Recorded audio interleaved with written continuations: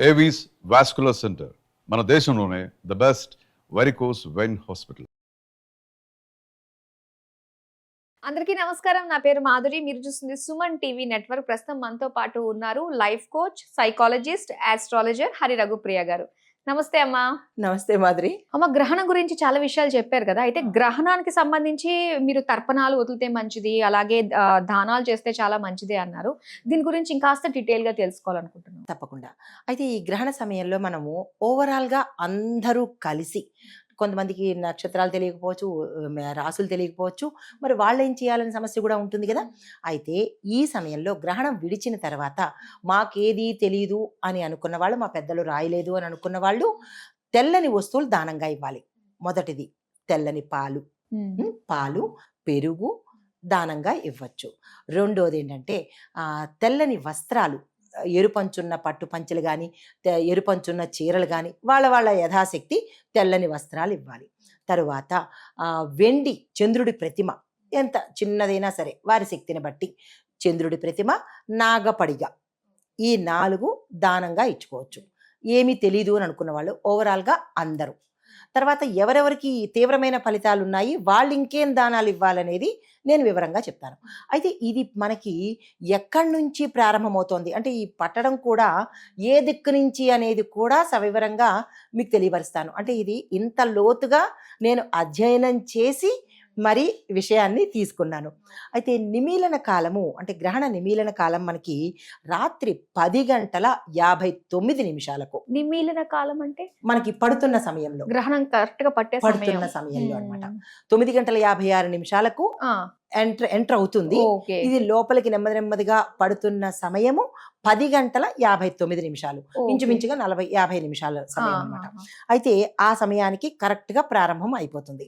తర్వాత మధ్యకాలము అంటే కొంత జరుగుతున్నప్పుడు మధ్యకాలము అంటారు. అది 11:41.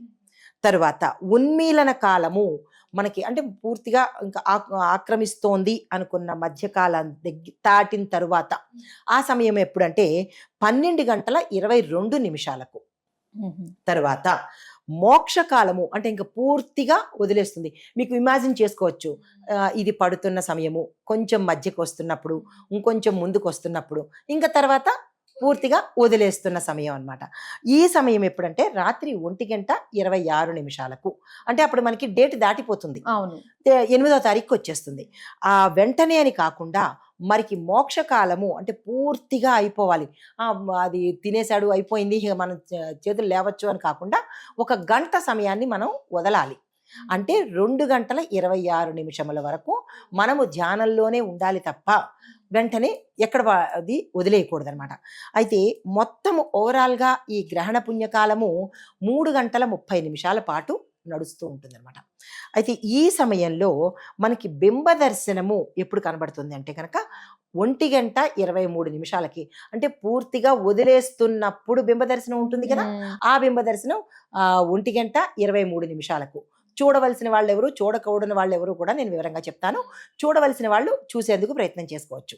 అయితే ఈ గ్రహణం మనకి భారతదేశం అంతా కనిపిస్తుంది కాబట్టి ఈ సూతకాన్ని తప్పనిసరిగా ప్రతి ఒక్కళ్ళు పాటించవలసిందే.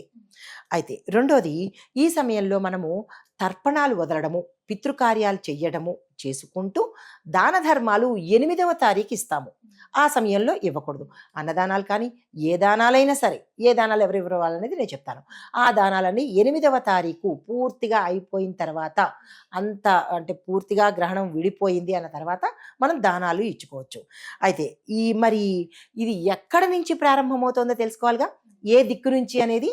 ఇది ఉత్తర గోళం నుంచి అపసవ్య గ్రహణం కాబట్టి ఇంత పవర్ఫుల్, ఇంత దోషభూయిష్టమైనది. దాంతోపాటు రాహు అంటేనే తెలిసింది కదా మనకి, చాలా విపరీతమైన ఇది ఇస్తాడు అని. రాహుగ్రస్త చంద్రగ్రహణం అయింది. అయితే ఇది ఏ రంగులో ఉంటుందంటే కనుక పింగళ వర్ణము అనగా ఎరుపు రంగులో ఉంటుంది. అందుకే ఈ సమయాన్ని మనము బ్లడ్ మూన్ డే కూడా అంటామన్నమాట. తర్వాత ఇది తూర్పు ఈశాన్యంలో మొదలవుతోంది. మొదలయిన తర్వాత అంటే ఆ టైంలో స్పర్శకాలము టచ్ అయ్యిందనమాట. తర్వాత తూర్పు ఆగ్నేయంలో నిమీలనం అవుతోంది. అంటే అట్నుంచి మొదలయ్యి ఆగ్నేయం దిక్కుకు వచ్చింది. అక్కడి నుంచి దక్షిణ నైరుతిలో ఉన్మీలనము అవుతోంది. నెమ్మదిగా బయటికి వదలడం అవుతుంది. తరువాత పశ్చిమ నైరుతి దగ్గరికి వచ్చేటప్పటికి పూర్తిగా గ్రహణం ముగిసిపోతుంది. అంటే ఏ డైరెక్షన్లో వస్తున్నాడు, క్లాక్ వైజ్లో వస్తున్నాడు అనమాట. ఇది ఈ సమయంలో ఎవరు ఏ పని చేసినా 1000 రెట్లు ఫలితం వస్తుంది. ఆవగింజంత దానం చేసుకుంటే గుమ్మడికాయ అంత ఫలితాలు వస్తాయన్నమాట. చాలా విశేషమైంది. అలాగే చెడు కూడా, ఆవగింజంత చెడు చేస్తే గుమ్మడికాయ అంత ఫలితాలు అనుభవించాలి, వైస్ వర్స. అయితే హిందూ ధర్మశాస్త్రం ప్రకారము గర్భిణీ స్త్రీలు ఈ సమయంలో నిద్రపోవద్దు, నిద్రపోకూడదు, కదలకూడదు అవి అంటారు కదా.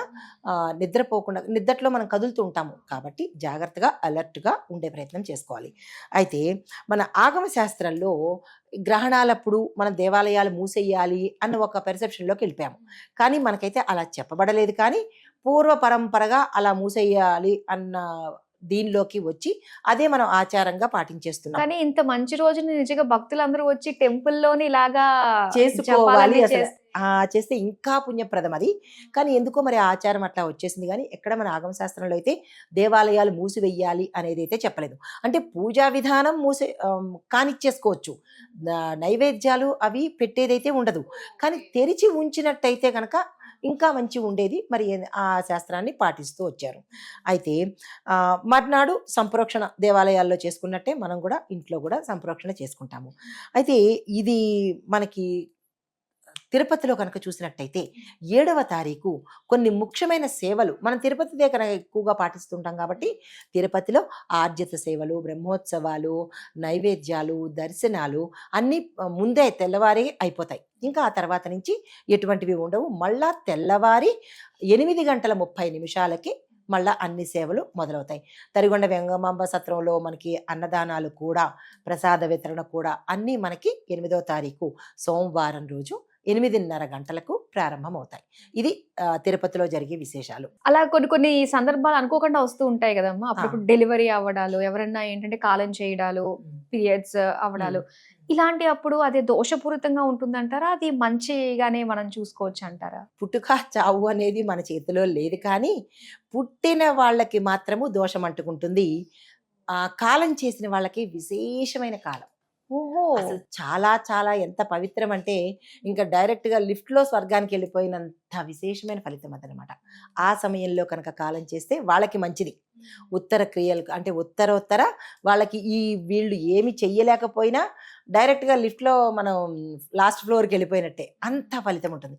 పుట్టిన వాళ్ళకి మాత్రము కొంత ఇబ్బందికరంగా ఉండడము, ఆ దోషాలు వీళ్ళకి అంటుకునే అవకాశాలు ఎక్కువగా ఉంటాయి. కాబట్టి శాంతులు చేయించుకోవాలి. ఇప్పుడు దాన ధర్మాలు ఎలాగైతే చేయించుకుంటున్నారో శాంతులు కూడా చేయించుకుంటేనే ఆ పుట్టిన పిల్లలకి మంచిది. ఈ రెండు మన చేతిలో లేవు కాబట్టి దాని తగ్గట్టుగా మనం చేసుకోవాలి.